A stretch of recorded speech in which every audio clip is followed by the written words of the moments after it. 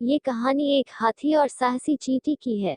एक समय की बात है, एक जंगल में एक हाथी और उसका परिवार रहता था। हाथी के परिवार में उसका बच्चा और उसके माता पिता रहते थे। पास में ही चींटियों की बाम्बी थी जिसमें बहुत सारी चींटियां रहती थी। हाथी के बच्चे की दोस्ती एक चींटी से थी। वे दोनों बहुत अच्छे दोस्त थे और हमेशा साथ में खेला करते थे, किंतु हाथी के पिता को उनकी दोस्ती पसंद नहीं थी।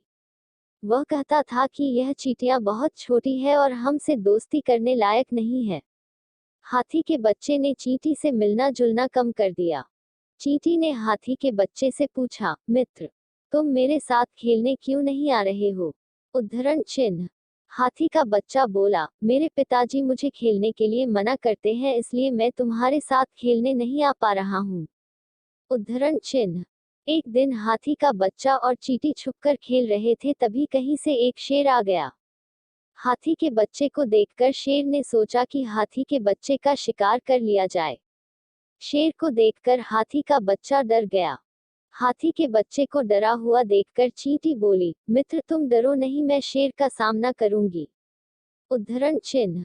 चींटी जैसे छोटे से जीव के मुंह से इस तरह के साहसी शब्दों को सुनकर हाथी के बच्चे में भी जोश आ गया और वह भी शेर का मुकाबला करने के लिए तैयार हो गया। जैसे ही शेर ने हाथी के बच्चे पर हमला किया, हाथी के बच्चे ने भी अपने बचाव में शेर पर हमला कर दिया।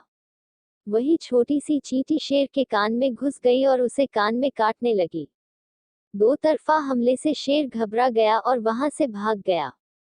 जैसे ही यह खबर हाथी के बच्चे के माता पिता को लगी, वह तुरंत ही वहां आ गए। उन्होंने हाथी के बच्चे से पूरी घटना की जानकारी ली। हाथी के बच्चे ने बताया कि किस तरह चींटी के साहस को देखकर उसे भी जोश आ गया और चींटी और उसने मिलकर शेर को वहां से भगा दिया।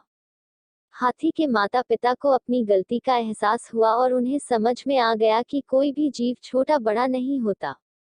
इसके बाद उन्होंने कभी भी अपने बच्चे को चींटी के साथ खेलने से मना नहीं किया।